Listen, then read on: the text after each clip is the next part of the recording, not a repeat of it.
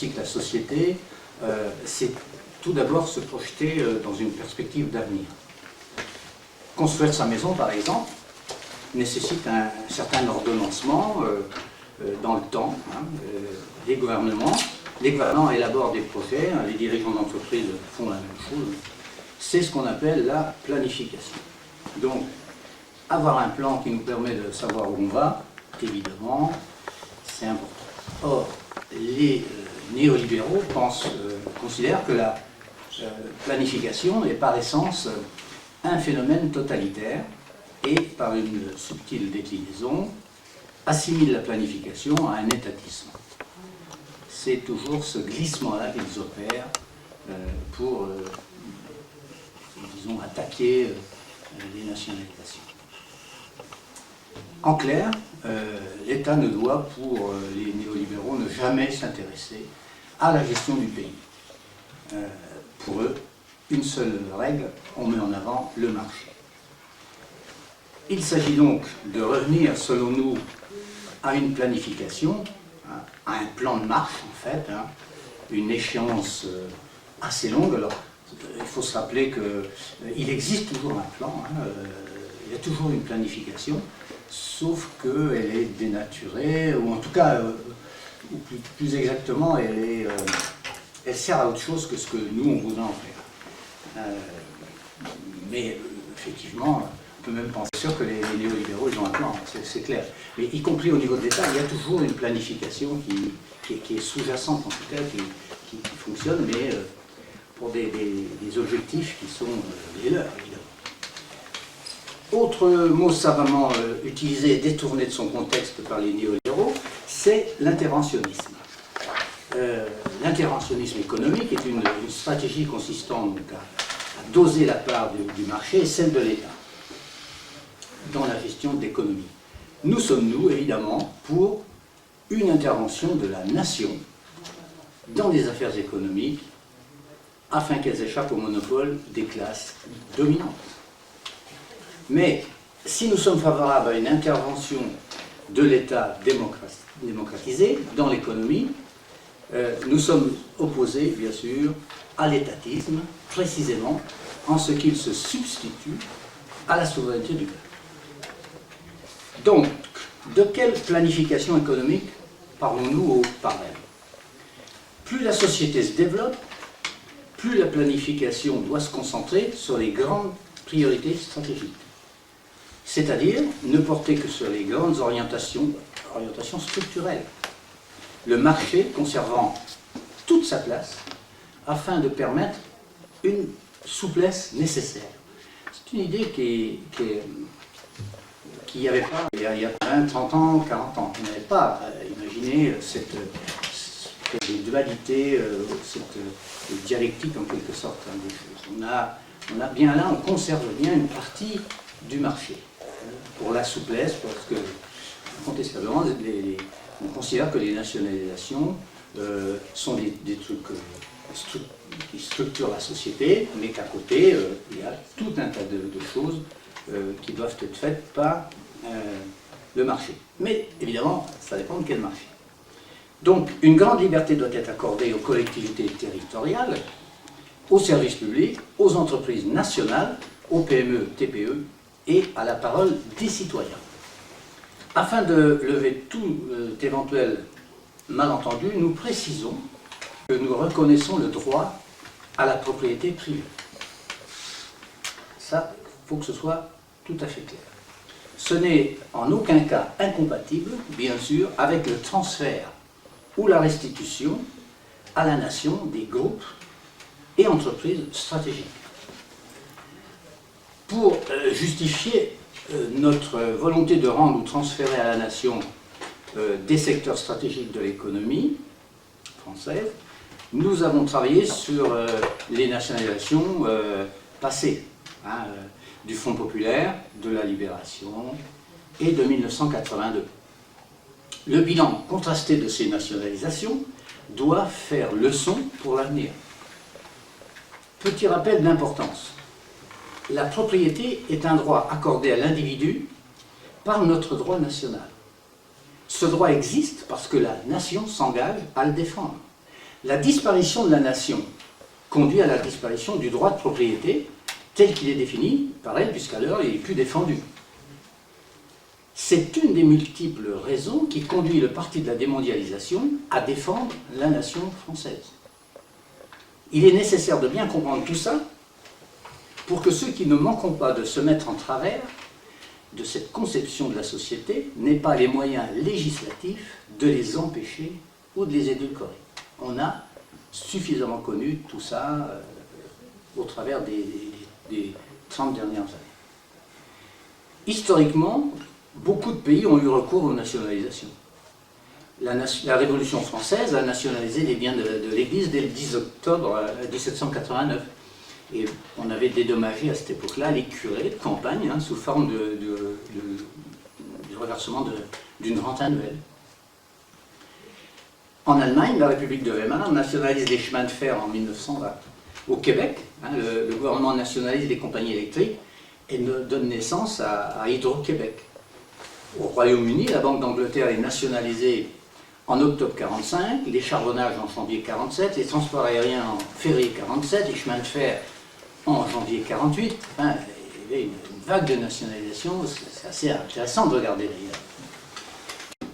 Et il y a aussi, bien sûr, Canal de Suez, 56, Nasser, vous voyez, dans des continents différents. Et quand on lit Noémie Klein sur la stratégie du choc, on s'aperçoit de certaines choses.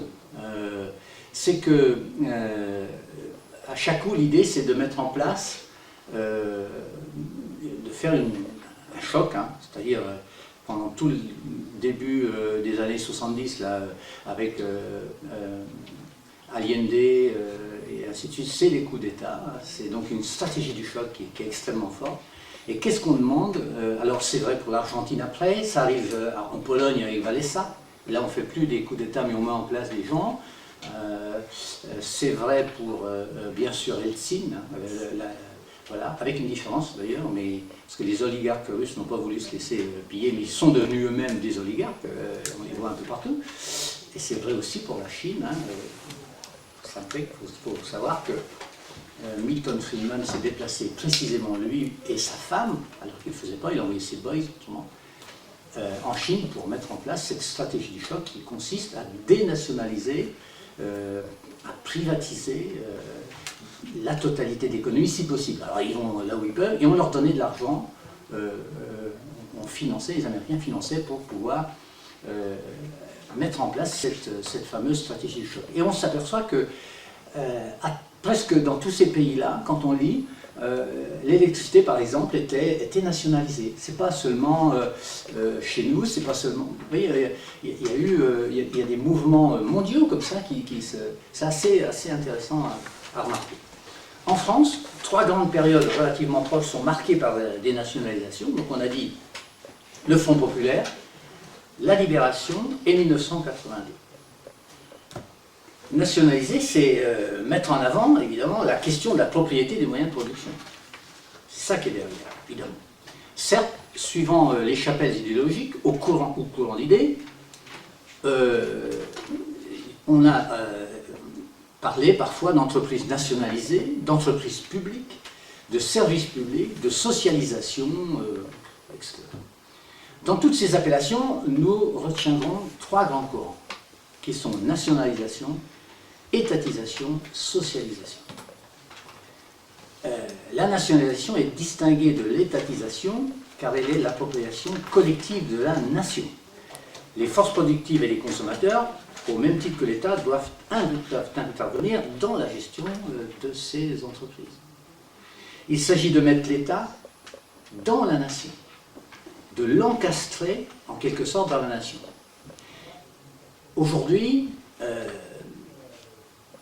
c'est vrai que, si on ne fait pas forcément attention à ça, mais l'économie, vous avez sur France 2 l'économiste qui vient expliquer comment que ça se fait qu'il y a ceci, il y a cela. Vous avez sur France 5, c'est dans l'air, c'est des spécialistes, c'est l'économie. C'est-à-dire qu'on a l'impression que l'économie est déconnectée disons, de la gestion des sociétés, qu'elle est à l'extérieur, qu'elle elle vit sa vie toute seule, elle détermine la vie des citoyens toute seule, et on essaie de nous expliquer où elle va, et surtout les mauvais coups qui sont portés, voilà. Donc il s'agit ça c'est tout l'apport de Polanyi, c'est de réencastrer l'économie dans la société. C'est pas à l'économie de gérer la société, c'est à la société de gérer l'économie, et en fonction des besoins qu'on a. On a cette première partie. La socialisation, c'est une gestion sociale de l'entreprise, mais finalement qui peut se situer dans n'importe quel contexte politique, hein, et qui peut ne pas remettre en cause le système politique, quel qu'il soit. Et puis c'est une expression assez floue. On ne sait pas trop qui est... bon, on ne détermine pas trop qui a le pouvoir là-dedans. C'est, de notre point de vue, trop flou. Nous choisissons donc d'utiliser l'expression de retour ou transfert à la nation pour parler des entreprises concernées. Ce processus-là, ça aboutit à des nationalisations. Donc, on parlera de nationalisation pour décrire le processus, finalement, du passage de la sphère privée à la sphère publique. Ça, c'est les nationalisations. Et après, on parlera d'entreprise nationale. La nationalisation évoque très clairement que c'est donc la nation, bien sûr, comme son nom l'indique, qui possède, et non l'État ou tel groupe social. Sa forme juridique sera l'établissement, ce sera donc un établissement public, industriel et commercial, ce sont des EPIC, ce sera la forme qu'on leur donnera. Et évidemment, une entreprise nationalisée, c'est la possession, et ça c'est fondamental, de 100% du capital. Les filiales deviennent également des EPIC. On aura peut-être l'occasion du débat de voir un peu comment les filiales, ce qu'on en fait, comment ça marche, parce que vraiment c'est imbriqué tout ça, mais la ligne générale c'est celle-là. L'État, au nom de la nation, peut prendre des participations minoritaires dans des entreprises privées, ça peut exister. Dans ce cas, il ne s'agit pas de nationalisation, il s'agit d'une autre forme juridique, des sociétés d'économie mixte, les SE. Comment et par qui devront être gérées ces nationalisations? Puisque nation il y a dans nationalisation, c'est donc un conseil d'administration majoritairement composé de représentants de la nation, c'est-à-dire des parlementaires, des fonctionnaires, des salariés et des consommateurs.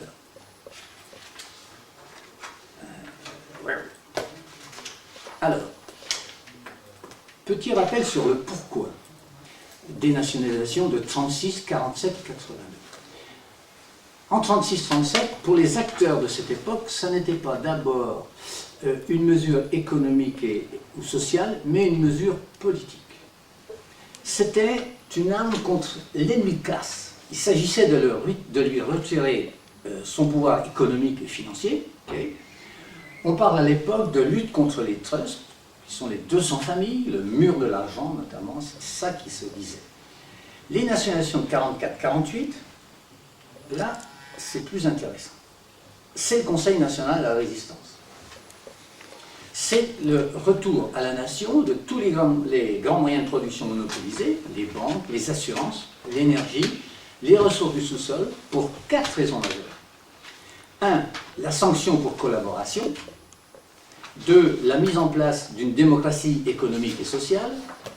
3. La rationalisation de l'économie. 4. L'urgence de la reconstruction, évidemment.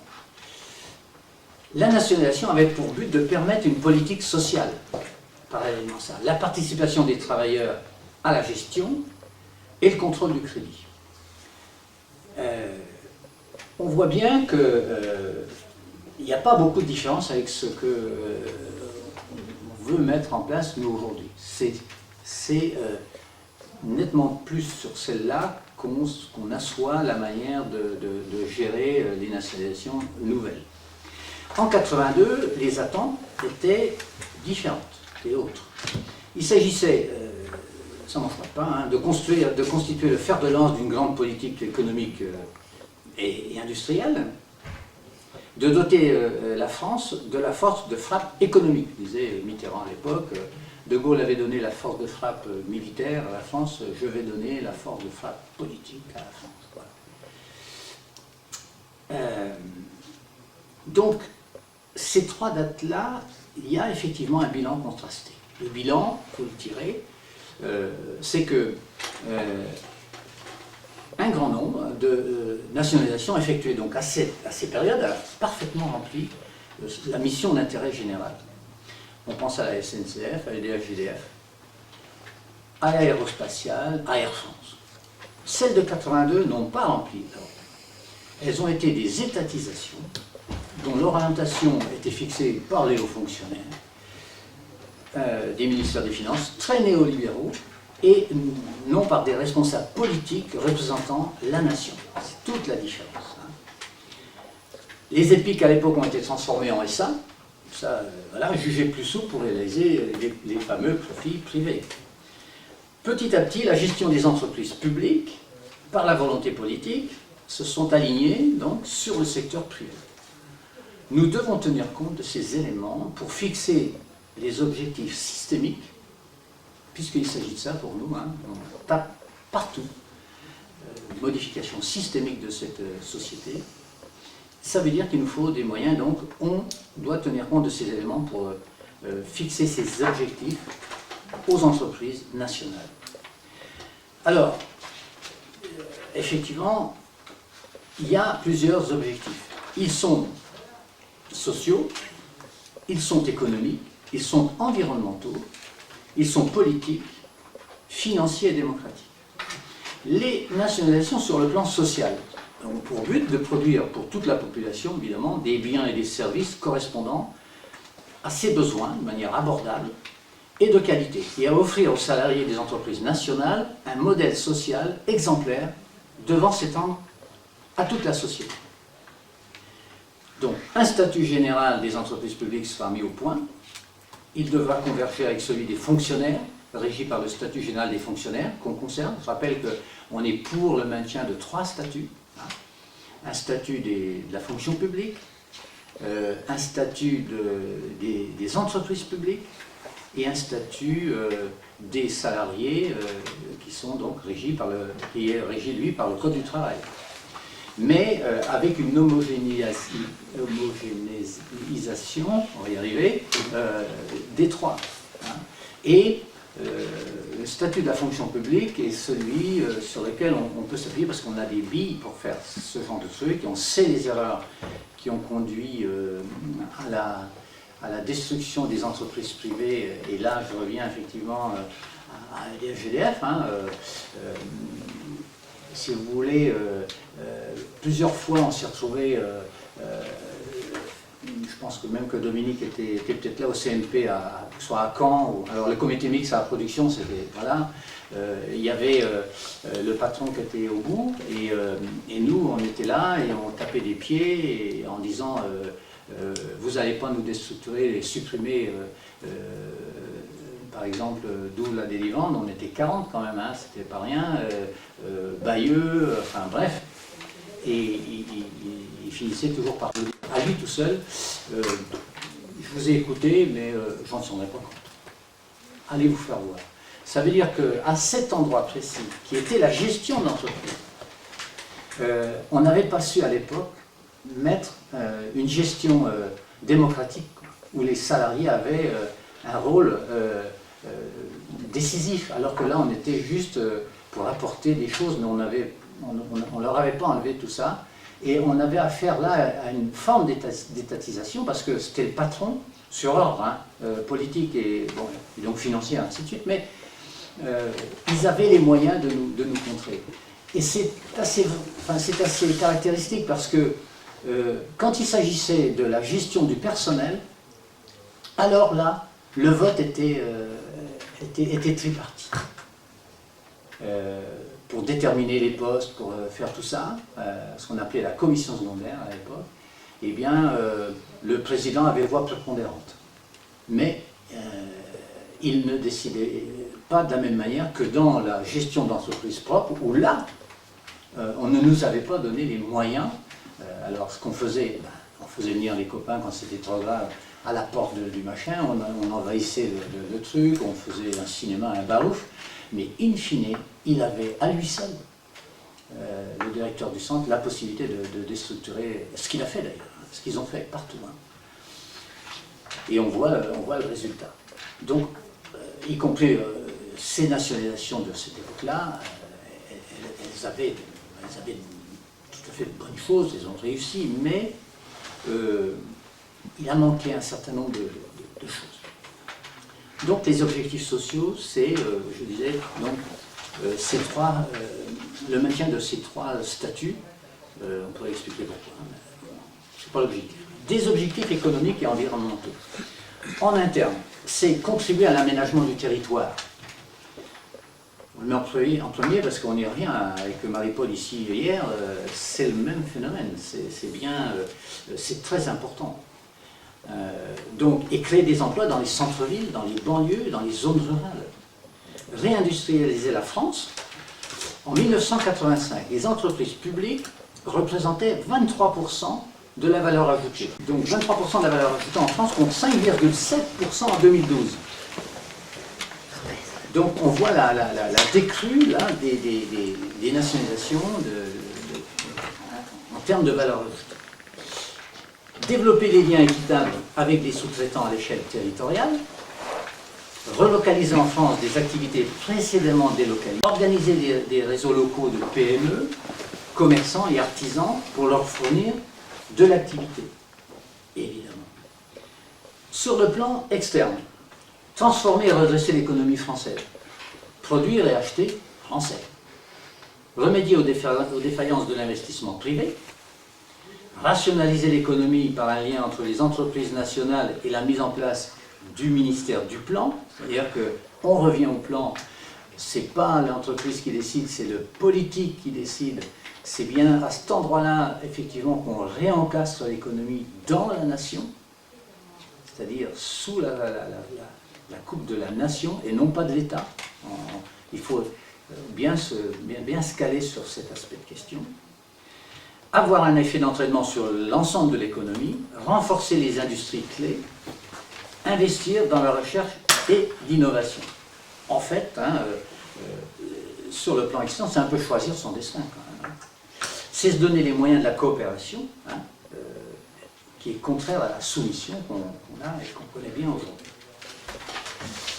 Toujours sur le plan externe, c'est accroître le patrimoine public, qui conjuguera avec les meilleures répartitions des richesses, protéger l'intérêt national dans les domaines jugés stratégiques, besoin d'avoir une mainmise sur les points stratégiques, démarchandiser, évidemment, ça sert aussi à ça, inverser la logique néolibérale de l'offre pour construire une logique de la demande, remettre l'économie sur ses pieds en fonction des besoins humains. Voilà, c'est son rôle dans ce domaine. Dans les objectifs politiques, c'est affaiblir les classes dominantes d'une partie de leurs revenus, de leur pouvoir, de leur prestige, et c'est inverser le rapport de force. L'élimination d'une partie de capitalisme de la propriété et de la gestion d'un grand nombre d'entreprises est une œuvre de salubrité publique. Toutefois, ça ne signifie en aucun cas l'instauration d'un capitalisme d'État par la substitution d'un capitalisme à un autre. Il faut bien voir cette ligne de conduite dont on parlait. Le capitalisme d'État est défini comme la propriété des grands moyens de production et d'échange par l'État et non par la nation, avec les critères de libre-échange et du marché de la concurrence libre et non faussée. Ça qui est derrière. Les objectifs financiers, ils sont donc de nature à protéger les entreprises des marchés financiers, à affaiblir ces mêmes marchés financiers eux-mêmes, donc il faut les affaiblir, et à augmenter les ressources budgétaires de l'État. Ceci, en faisant quoi? En bloquant la mondialisation financière, en interdisant les licenciements boursiers. Ça sert à affaiblir donc les marchés financiers en diminuant le poids des investisseurs institutionnels, les fameux fonds de pension, etc. En réduisant la taille des marchés financiers, notamment les actions et les obligations publiques, jusqu'à leur disparition sous cette forme. On leur coupe les pieds. Ça, la limite. Nous pouvons imaginer, par contre, un actionnariat diversifié, sans que les actions s'échangent sur les marchés boursiers et fassent l'objet d'opérations spéculatives. On peut effectivement avoir des gens qui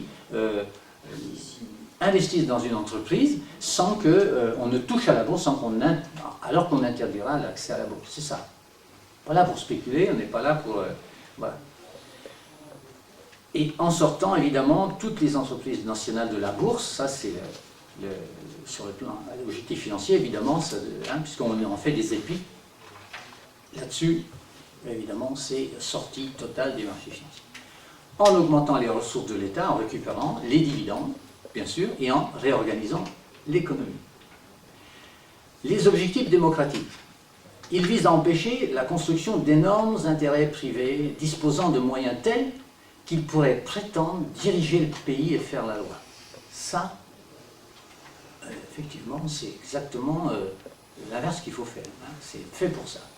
Tout groupe et toute firme occupant une position déterminante dans une industrie donnée est passible de nationalisation. Au fil du temps, y compris. Les premières, mais après, il y a des monopoles qui se créent. Là, ceux-là sont passibles de devenir des nationalisations. Ils visent aussi donc à réencastrer, ce que je disais tout à l'heure, l'économie dans la société.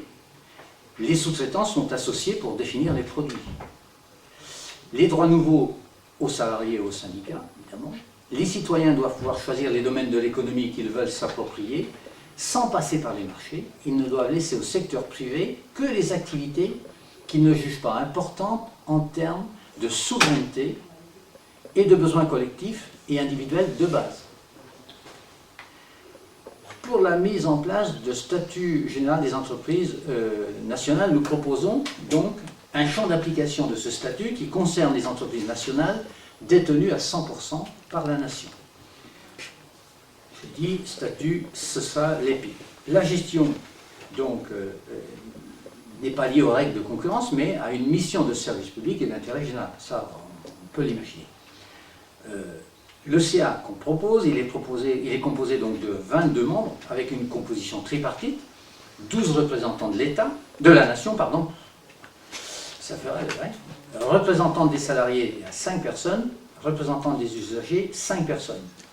Je passe sur la gestion partagée, des différents statuts, la gestion du statut du personnel, ça. Il y a effectivement une relation avec l'État, néanmoins. L'État étant sous la domination de la nation, mais évidemment c'est lui qui gère. On y trouve donc la nature, le volume et les modalités de financement des investissements, le volume et la structure de l'emploi, la gestion mutualisée des achats, tout ça on retrouve ça là-dedans. La politique d'aménagement du territoire, la coopération internationale évidemment, et la politique des substitutions aux importations. Là, c'est la relocalisation et un certain nombre de produits, quand on ne les trouve pas, on se réoriente finalement assez vite sur des produits analogues. Voilà. Et il y a tout un chapitre intéressant sur cette question-là. Un truc important, évidemment, c'est comment on prévoit l'indemnisation des actionnaires. On s'appuie sur ce qui s'est déjà passé. Il y a 3 risques qui sont associés à l'indemnisation des anciens actionnaires. 1, une charge excessive pour la collectivité nationale, c'est terrible. La spoliation à l'envers. Et une surindemnisation des actionnaires. Là aussi, on a besoin de... Voilà.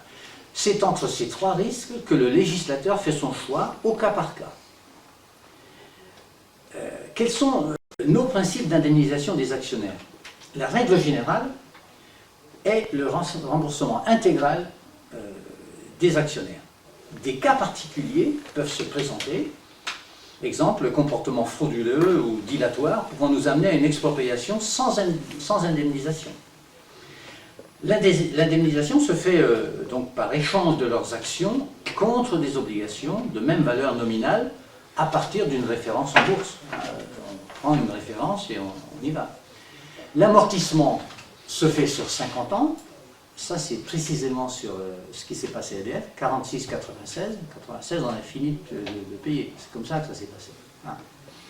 Donc par annuité constante. Évidemment, les titres ne sont pas négociables en bourse, ça c'est évident, les titres sont garantis par l'État et avec un intérêt indexé sur le taux du livret A. C'était, en gros, alors c'est un petit peu plus compliqué, on peut améliorer les choses, il y avait des choses supplémentaires, mais en gros c'est la ligne générale. Alors, quels sont les secteurs qu'il est nécessaire de nationaliser aujourd'hui? On pense prioritairement, bien sûr, aux banques et compagnies d'assurance, hein, la totalité du secteur, ça, indépassable. Parallèlement, la Banque de France est rendue à la nation. Sinon, on voit mal comment on va financer et avancer. Deuxième catégorie donc, de nationalisation, les entreprises qui sont essentielles pour la nation. Soit l'ensemble du secteur de l'énergie, des communications, des transports terrestres, maritimes, aériens, l'ensemble du secteur de la santé, y compris la filière du médicament. La troisième catégorie, c'est toutes les entreprises figurant au CAC 40, la fameuse cotation assistée en continu. Quel coût? On va prendre une simulation parce que c'est intéressant. Quel coût, donc, suivant nos modes de remboursement édictés tout à l'heure, hein, sur 50 ans, non. Le CAC 40, donc en termes de capitalisation, au 20 mars 2015, était de 1168 milliards d'euros. 1168 milliards d'euros.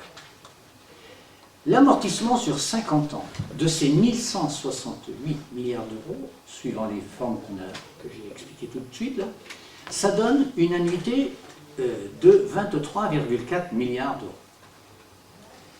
Petit rappel, là. Au budget 2016, on est en train de vivre. L'intérêt de la dette, pas le remboursement du capital, l'intérêt de la dette est provisionné à hauteur de 47,5 milliards. 47. Deuxième budget de la nation après l'éducation nationale et devant l'armée. Ça veut dire qu'on réemprunte en permanence, hein, vous savez, tous les jours on réemprunte puisque les obligations à 10 ans arrivent à terme et on n'a pas l'argent pour payer. On doit la valeur du PIB, on est à quasiment 100% de PIB, de dette publique, on est à un peu plus de 2000 milliards, même si on continue, le PIB continue d'augmenter, on est autour de 2198 milliards. Et un autre chiffre intéressant, c'est que les 6 premiers mois, on s'est réendetté de 60 milliards. Voilà où on est précisément. Alors, tout ça pour montrer la valeur des chiffres. Hein, voilà. Donc ça nous coûtera effectivement 23, suivant la capitalisation de cette époque-là. Voilà, c'est une image figée. Quoi, hein. Pour fixer par contre un ordre de grandeur, les dividendes des sociétés du CAC 40, versés à leurs actionnaires cette même année-là, 2015, c'est 40 milliards d'euros. Donc ça veut dire que nationaliser le CAC 40, c'est extrêmement, financièrement très intéressant. On pourrait bientôt les nationaliser 2 fois. Alors ça ne veut pas dire que ces 40 milliards-là, ils rentrent forcément dans les caisses de l'État. Après, on les dit, ça sert à la vie, évidemment. Hein, on voit bien qu'ils sont déconnectés, après on en fait ce qu'on en veut. Mais en tout cas, on peut aussi les diminuer si on diminuait le prix de l'énergie ou je ne sais quoi. Bon, bref. Mais en tout cas, la photographie, c'est celle-là. Ça veut dire que donc, ces sociétés génèrent une énorme valeur ajoutée qui sera disponible donc, pour la satisfaction évidemment et l'amélioration de la vie des Français. Merci. Ces volumes indiquent sans ambiguïté que les sommes nécessaires à l'achat des actions des entreprises nationalisées seront trouvées. Donc, rappel, pas de spoliation, pas de surindemnisation, et on paye, on rembourse suivant les choses. Donc, parce que c'est assez légitime, croyons-nous en tout cas. Bon, en tout cas, c'est ce qu'on propose. La quatrième catégorie, c'est toutes les entreprises qui fraudent. Et là, quand on y regarde, toutes celles qui se sont fait épingler par des... Voilà. Donc on a là-dedans Lactalis, hein, Yoplait, Leïta, on a le cartel de la diffusion de la télé, TDF, Tyrol Acquisition, on a le cartel du port, GAD, Bigard, Socopa, enfin tous ces gens-là fraudent tant et plus, hein, ceux-là nationalisés. Le cartel de la téléphonie mobile, hein, Orange, SFR, voilà, il y en a légion, on a une litanie assez impressionnante. Ce qu'on n'avait pas pensé dans les années au niveau du CNR, mais qui, par l'évolution, fait que ça devient une nationalisation très importante à réaliser, c'est la grande distribution. Leclerc, Carrefour, et ainsi de suite. Et les centrales d'achat. C'est devenu considérable en France. On y voit investir partout d'ailleurs à l'étranger, ce sont des monopoles extraordinaires. C'est un secteur stratégique pour un gouvernement soucieux de la santé publique, de la qualité de l'agriculture, de l'emploi, de l'aménagement du territoire et de l'environnement. Il faut un juste prix aux producteurs. On va discuter dans le prochain truc avec les agriculteurs. Et un contrôle des marges en vue d'un prix final, disons, normal et correct. Développer la coopération internationale, redresser la balance commerciale dans les secteurs déficitaires, et là, on a besoin de prendre possession de cette grande distribution. Quand on pense au prix du lait, c'est un agriculteur qui nous le disait l'autre fois, qui disait à Véro l'autre fois, et moi, je n'avais pas pensé à ça. On sait tous que le lait traditionnel, hein, on les a vus, les agriculteurs se battent pour obtenir 29 centimes du prix du lait là, à la fin de l'année, avec Lactalis notamment, machin, bélier, tout ça. Le lait, évidemment, c'est du lait entier qui nous fournit ça va de soi. Et il est revendu entre 90 et 1 euro dans les grandes surfaces en moyenne, en gros. Sauf que, donc là, je dis, bon, ouais, bon, la marge est importante, ça fait 3 fois, à peu près, oui, 3 fois, facile. Pas mal, mais bon, non. Bon. Sauf que l'agriculteur nous faisait remarquer qu'avec un litre de lait, disons, entier, ils arrivent, eux, à faire jusqu'à 7 litres à la vente.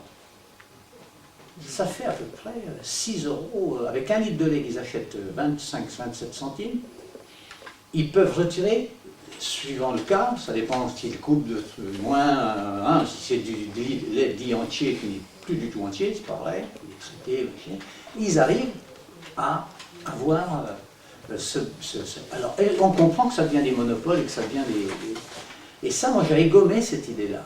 Je n'avais pas pensé à ça de cette manière-là. Et lui, l'agriculteur en question, il dit, si c'est la réalité, quand on vous vend le lait, il n'a plus rien à voir avec le lait qu'on fournit nous, qui est plein de crème. Hein, non, absolument pas. Même le lait entier. Donc, on voit là qu'il y a des choses qui sont extrêmement aberrantes. Les paysans se battent comme des chiens pour perdre de l'argent en se levant. Ils se lèvent et ils commencent à perdre de l'argent en débutant leur journée de travail. Et les autres, ça capitalise à des degrés phénoménaux. C'est le monde à l'envers, cette affaire-là. La 6e catégorie de nationalisation, ce sont certaines entreprises stratégiques dans lesquelles l'État détient une participation. Nous ne contestons pas ce principe-là. Il peut s'agir de les accompagner de leur développement, dans leur développement ou leur transformation. Il s'agit là de l'agence, par exemple, de l'agence des participations de l'État, hein, ou de la BPI. Ce sont des banques qui sont sur des secteurs stratégiques et qu'on peut, parce qu'on considère qu'ils n'ont pas un caractère de monopole, mais qu'ils ont un caractère essentiel pour nous, de leur demander de les aider dans leur développement. Mais évidemment, dans ce cas-là, ils rejoignent le pôle financier. Ce qu'on a, la partie du programme 3, le fameux pôle financier qu'on a mis en avant dans ce programme 3. Elles devront s'engager à sortir de la bourse, bien sûr, hein, pour se mettre à l'abri des fonds de pension. On ne va même pas là, laisser voilà, pour éviter d'éventuels prédateurs. Elles devront s'engager à participer aux dynamiques territoriales. Elles devront se mettre au niveau sur le plan social et environnemental. Et les dossiers seront instruits par le pôle financier. C'est-à-dire que, évidemment, là, on revient au plan. Voilà. En réalité, l'objectif global étant que les nationalisations servent de point d'appui social pour les autres secteurs, c'est une base importante.